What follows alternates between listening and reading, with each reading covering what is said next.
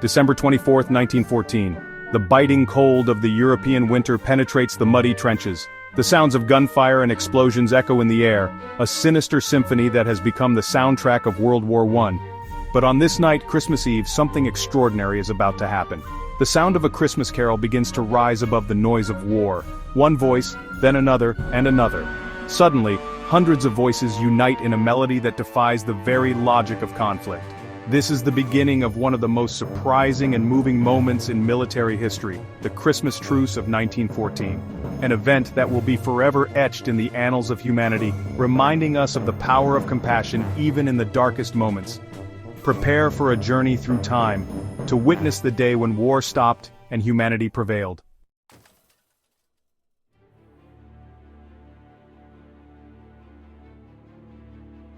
To understand the magnitude of this event, we need to go back a few months in time.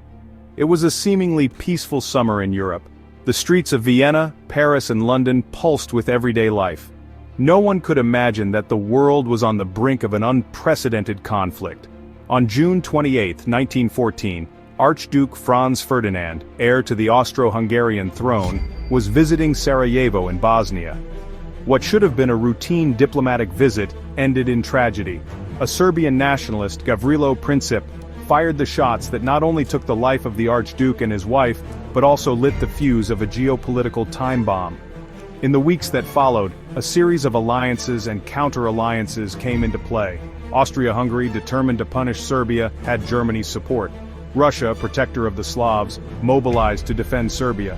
France, allied with Russia, prepared for conflict. The United Kingdom, linked to France and Russia by the Triple Entente, was dragged into the war. In a matter of weeks, what began as a regional dispute in the Balkans transformed into a global conflict. Young men across Europe marched cheerfully off to war, convinced they would be home by Christmas. Little did they know they were about to plunge into one of the darkest periods in modern history. As autumn arrived, the initial war of movement gave way to something far more sinister: trench warfare. A battle line extended from the Belgian coast to the Swiss border, creating a scene of devastation that would become emblematic of World War I. Imagine a network of trenches stretching for over 400 miles, separating not just armies but families, friends, and an entire generation. On one side the Germans, on the other a mix of Allied troops, British, French, Belgian, and later American. Between them, a strip of ravaged land known as No Man's Land, a silent testament to the brutality of the conflict.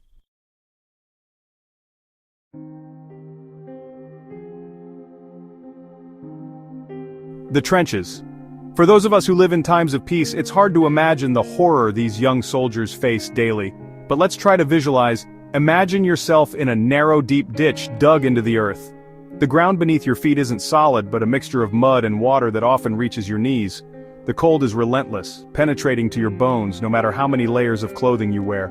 The air you breathe is a nauseating mixture of moisture, decay, and gunpowder.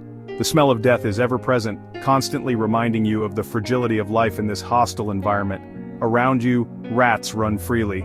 These aren't the small rodents you might occasionally find in your home. These are large rats, well fed on the remains they find.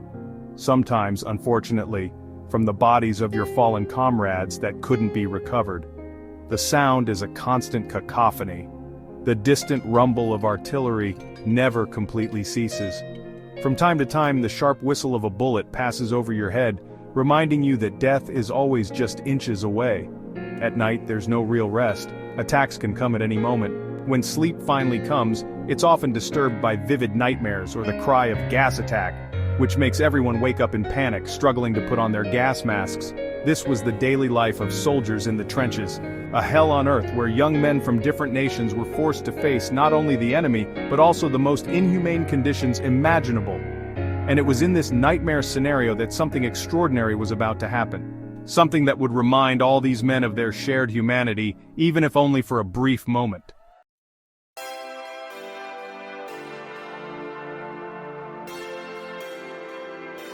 And then came Christmas Eve, 1914. Winter had set in with all its force, adding a new layer of misery to the already terrible existence in the trenches. Snow covered no man's land between the enemy lines, creating an almost peaceful scene, if it weren't for the occasional burst of gunfire. As night fell, something unusual began to happen in the German trenches. Small Christmas trees, sent from home, began to appear on the edges of the trenches. Candles were lit, their small points of light piercing the darkness of the winter night. And then, the truly unexpected happened. A voice rose from the German trenches. It wasn't a war cry or an order, but a song. Stille Nacht, Heilige Nacht. The familiar notes of Silent Night floated over no man's land. On the other side, in the British trenches, the initial silence gave way to surprise and then to emotion. Some soldiers began to applaud. Others, encouraged by this moment of humanity, responded with their own Christmas carols. Imagine the scene amidst the desolate landscape of war, with the smell of gunpowder still in the air and the distant sound of artillery. Hundreds of voices united in song, voices in German and English which just hours ago were shouting insults and attack orders, now blended in an unlikely harmony. A British soldier would later write in his diary, "I never thought I could find beauty amidst so much destruction, but at that moment when the voices rose above the trenches, I felt as if I was witnessing a miracle."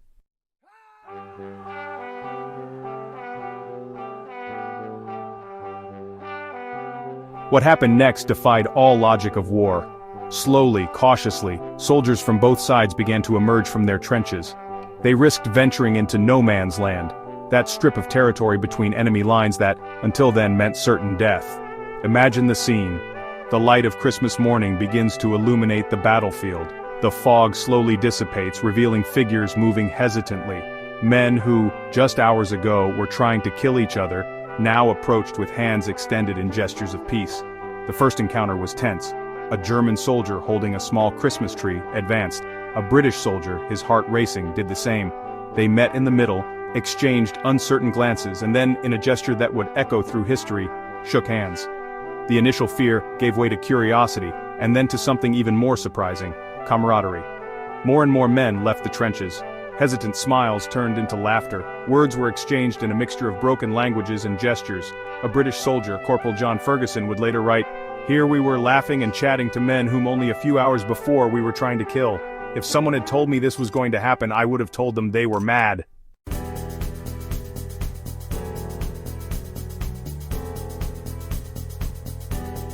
As Christmas Day progressed, the truce spread to different parts of the front line. What started as an impromptu ceasefire evolved into an unlikely celebration. German, British, and French soldiers met in no man's land, exchanging small gifts. Cigarettes were shared, chocolates distributed, buttons and insignias exchanged as souvenirs. A German soldier offered his belt to a British one, a gesture of friendship that transcended language barriers. In some places, razors were shared.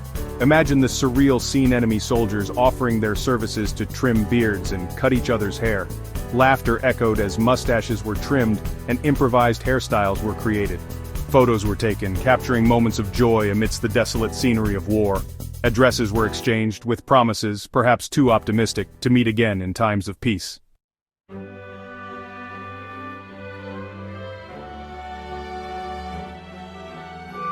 But perhaps the most iconic moment of this truce was the improvised football games. On the same field where bombs fell and bullets flew, now a rudimentary ball was being kicked between enemies. There were no referees, no clear rules, just men, for a brief moment, forgetting about the war and remembering their shared youth and humanity. A German soldier, Kurt Zemisch, wrote in his diary, "English football with the enemy. Is something like this possible? It happened here. It was like a dream, but a good dream."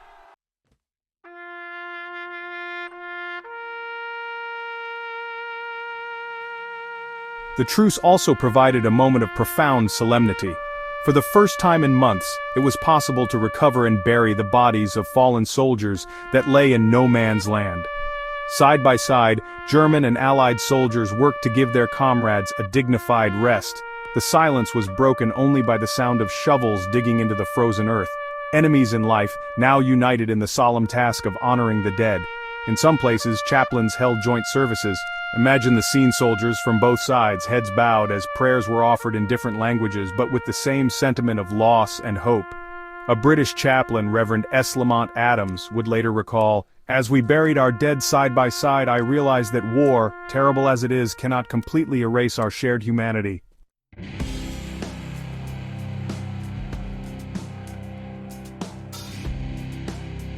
Unfortunately, like all good things in times of war, the truce could not last forever. As Christmas Day turned into December 26th, reality began to impose itself again.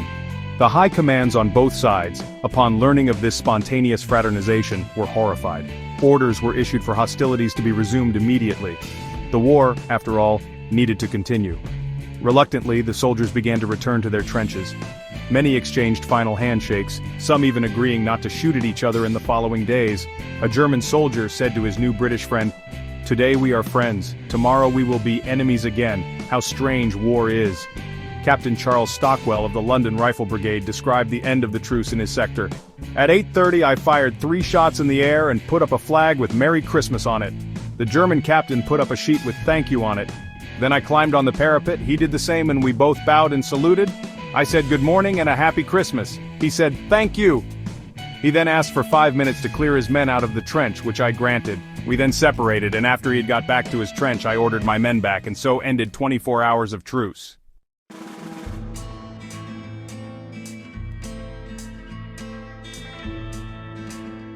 The Christmas Truce of 1914 remains one of the most extraordinary moments not just in World War I, but in the entire history of modern conflicts. It was a brief instant of light amid the darkness of war, a reminder of the shared humanity that persists even in the darkest moments. In the years that followed, as the war became increasingly brutal with the advent of new and terrible weapons like poison gas, moments like this became increasingly rare. Innocence, in a way, had been lost. The poet and soldier Robert Graves, who fought in World War I, wrote, "Many soldiers thought that the war could not continue after such a demonstration of fraternity between opposing troops, but continue it did." Still, the memory of the Christmas truce persisted. It has been celebrated in books, films, songs, and even in commercial advertisements. More than a mere historical event, it became a symbol of hope, a reminder of what is possible when we recognize our common humanity.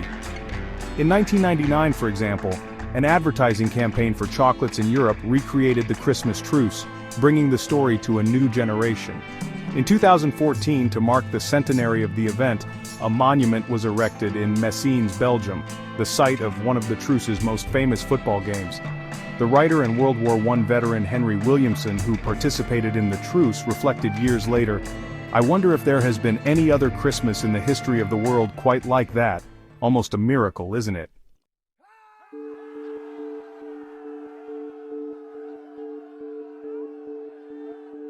Today, more than a century later, the Christmas truce of 1914 continues to fascinate and move us. In a world still marked by conflicts and divisions, this story reminds us of our capacity for compassion and mutual understanding. It challenges us to question, if soldiers in the midst of one of history's most brutal wars were able to lay down their arms and extend hands in friendship, what might we be capable of in our own daily conflicts? The Christmas truce didn't end World War I. It didn't change the course of history immediately, but it undoubtedly changed the hearts of those who experienced it. And it continues to change ours, every time we retell this story.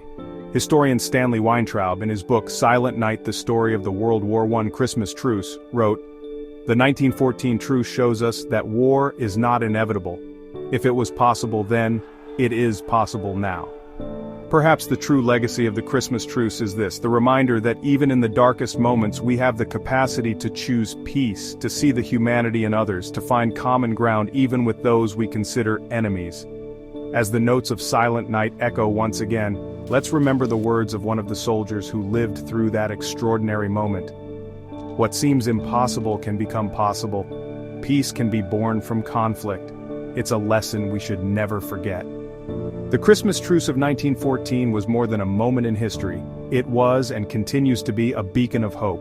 A reminder that even in the darkest moments the light of humanity can shine. And perhaps, just perhaps, if we keep alive the memory of that Christmas in the trenches, we might one day transform the impossible into possible and make peace not a temporary truce, but a lasting reality. As philosopher Albert Camus said, "In the midst of winter I found there was, within me, an invincible summer." The Christmas truce reminds us that, even in the coldest winter of war, there exists in each of us an invincible capacity for compassion and peace.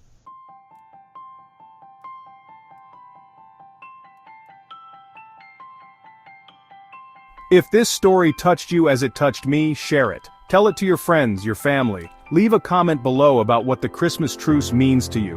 What can we learn from this moment in history? And don't forget to subscribe to the channel for more stories that remind us of the best of humanity.